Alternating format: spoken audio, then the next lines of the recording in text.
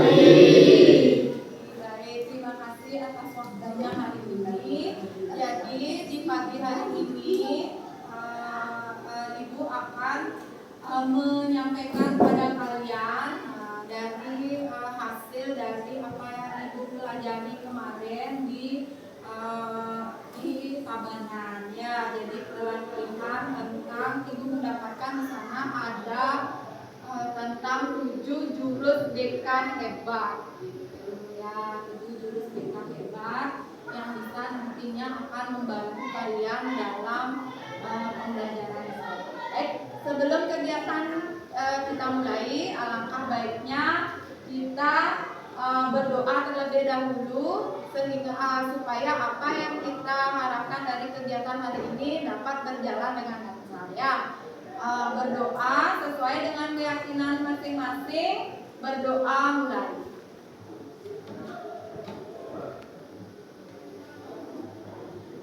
Baik, berdoa selesai. Sekarang biar kalian tidak tegang, nggak usah takut, nggak usah tegang, relax aja. Ini kita akan breathing dulu. Ya, bagaimana? Mau? Ya, sebelum kita mulai kegiatan, silakan berdiri dulu semuanya. Bersamaku yang hebat, penuh cinta dan bersahabat, mendidik dengan tulus, gunakan 7 jurus.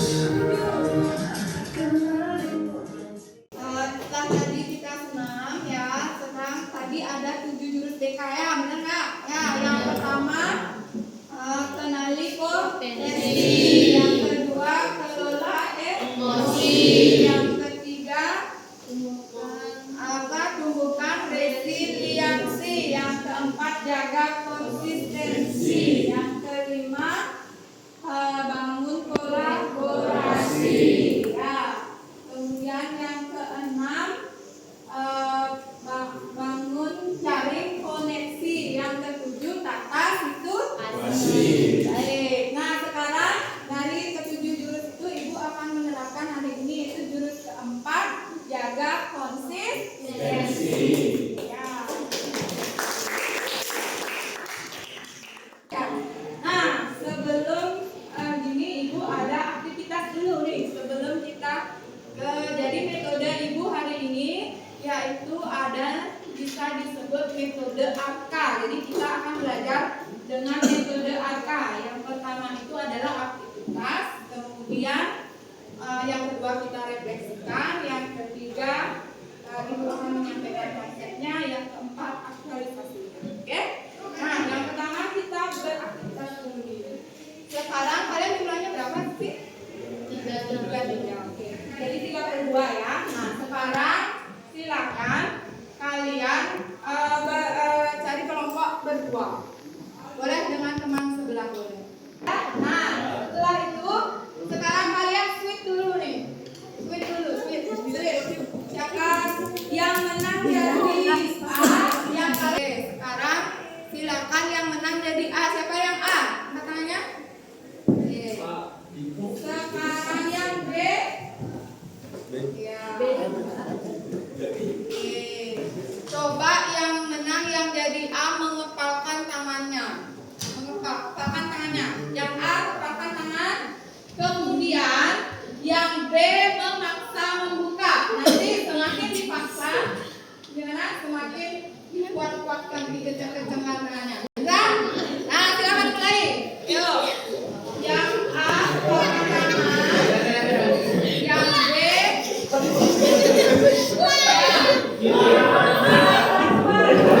ada yang bisa? Ada yang bisa? Nah, oke, kencang kan? Nah, sekarang yang kedua caranya adalah tidak boleh dipaksa tapi dirayu. Mau nggak dibukakan tangannya? Ayo. Nggak boleh dipaksa tangannya. Gimana caranya?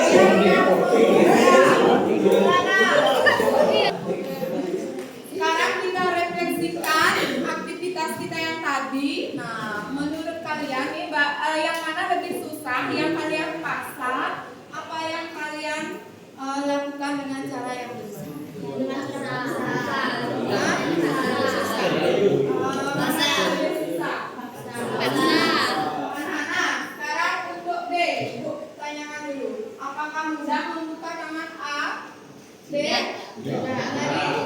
Tidak. Apa saja upaya sudah dilakukan membuka tangan A tadi? Siapa yang mau jawab? Ayo, yang A nih, yang A. Yang A dulu Ibu tanya. Siapa tadi yang A? Tadi yang tadi. Siapa tadi yang A? Mahen A atau B? Mahen A. Ya, coba Mahen. Apa tadi yang kamu lakukan membuka tangan B?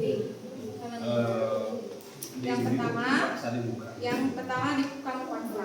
Yang mana lebih susah, kamu paksa atau kamu baik-baik gini?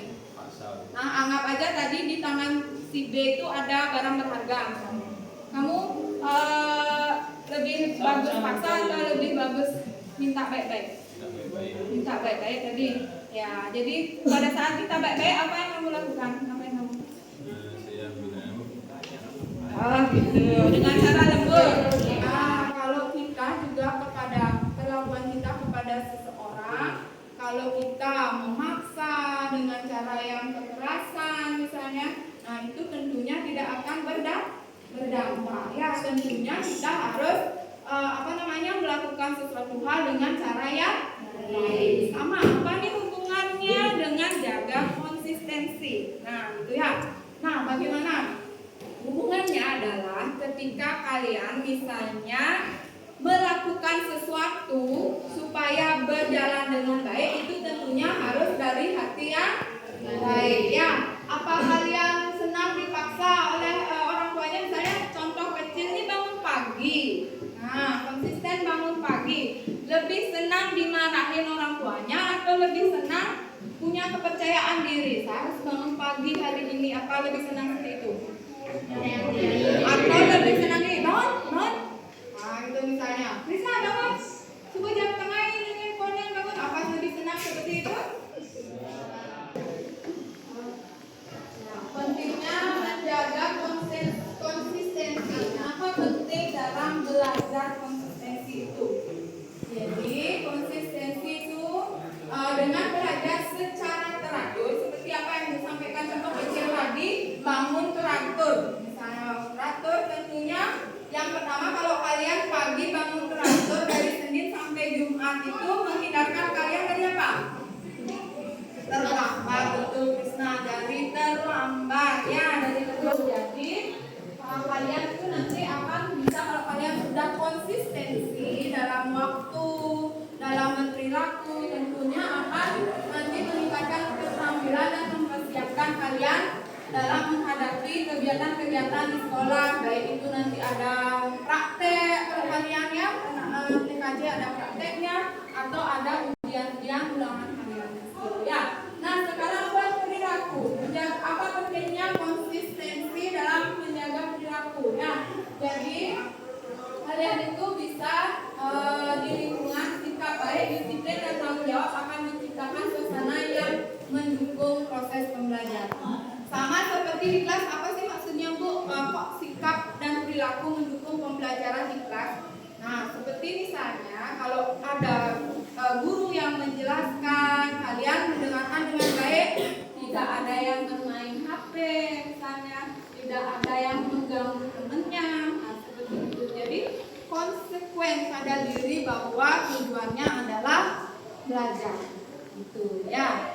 Nah, manfaat konsistensi sekarang. Nah, baik, biar tidak ibu siapa yang mau ini nih membacakan. Ayo. Dari depan, manfaat konsistensi. Arya coba. Ya. Yang pertama, Boleh kamu bisa baca atau mau dideketin? bisa. Bisa? Ya. Silakan. Pertama, disiplin adalah kunci untuk mencapai tujuan. Dengan menjaga konsistensi siswa dapat meningkatkan fokus dan mengurangi distraksi selama proses belajar. Menurut kamu gimana pengaruhnya disiplin dengan tujuan kamu di hidup? Pengaruhnya itu sangat besar. Nanti kamu harus konsistensi sama disiplin kamu ya, seperti menghindarkan, kalau kita di SMK 3 menghindarkan apa kalau disiplin? akan masuk sakti. Tuh, yang harus konsisten ya bahwa memindahkan itu baca tanda. Oke, yang kedua, yang cewek nih yang kedua. Bisa dibaca atau mau didekatkan? Siapa mau? Siapa mau di antara kalian? Kita. Boleh didekatkan kita baca yang kedua, silakan. Biar ada ya. Penjelasannya yaitu menjadi produktif. Ya. Produktif berarti memanfaatkan waktu dengan baik. Konsistensi dalam belajar akan membantu siswa menyelesaikan tugas tepat waktu dan mempersiapkan ujian dengan lebih baik. Tangan dulu. Ada yang mau? Ada yang mau membacakan? Di sini? Oke, Unhen, silakan Unhen. Bisa dari sini? Dengan konsistensi, Ya. siswa dapat mencapai tujuan mereka. Setiap langkah kecil yang diambil secara teratur akan membawa mereka lebih dekat ke impian dan cita-cita mereka. Oke, menurut kamu dari pernyataan itu dengan konsistensi siswa mencapai tujuan. Nah, itu. Nah, setiap langkah kecil yang diambil secara teratur akan membawa mereka dalam lebih dekat ke impian. Artinya, menurut kamu, ya. Dengan konsisten itu kita secara kebetulan kita juga mengasah keterampilan kita untuk menjadi sukses. Karena kalau orang sukses itu kan biasanya kan harus teratur, punya jadwal. Punya jadwal. Ya, jadwal. Oke, terima kasih, benar sekali ya. Tepuk tangan untuk kita semua dulu. Ibu minta kalian tuliskan jadwal tidur kalian.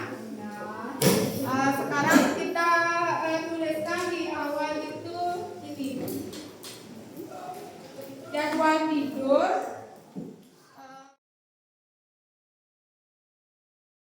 Kalau sudah, sekarang ibu ingin tanyakan, ada yang jadwal tidurnya telat, misalnya di atas jam 11 nih ada? Coba. Atau galak jam berapa biasanya tidurnya? Jam 11 gitu. Nah, nggak sampai jam 12. Ada yang tidur jam 12? Jam 12. Sekarang ibu tanya, apa sih kendalanya kalau kita belajar kan teorinya kalau hidup sehat tentunya tidurnya berapa jam nak? 8 kan? 8 jam. Nah sekarang Putra ini tetap konsistennya tidurnya jam 12. Awal kira-kira ya itulah artinya lewat kan dari jam 9 dulu. Apa kendalanya? Ada kendala, ada main apa? Main game. Emang hobi main game. Terus dampaknya dibangun pagi, masa benar kamu tetap bangun jam 5? Iya. Benar? Alarm. Oke, bisa kamu berarti gini menerima alarm itu atau ada nggak dibangun pagi itu perasaan yang gini? Coba. Atau gini sudah alarm apa ada nggak sih perasaan kayak gitu? Ada. Kamu mau nggak memperbaiki itu jam tidurnya pengen? Kira-kira usaha untuk memperbaiki jam tidur apa? Apa? Nggak main HP. Mau kan menjaga? Kalau kamu ingin tujuan kamu tadi itu adalah memperbaiki jam tidur, tentunya kamu harus konsisten untuk tidak main HP. Nah, jadi gimana? Bisa kita simpulkan materi kita kali ini menjaga konsistensi itu penting apa enggak? Penting. Berarti bisa menjaga konsistensi pada diri itu lebih baik tidak di bawah apa? Tidak di bawah ke kanan ya. Ya ada nggak yang atau satu orang yang bisa apa yang kalian dapatkan dari materi ini mungkin Yunita kira-kira dengan menjaga konsistensi ini bagaimana?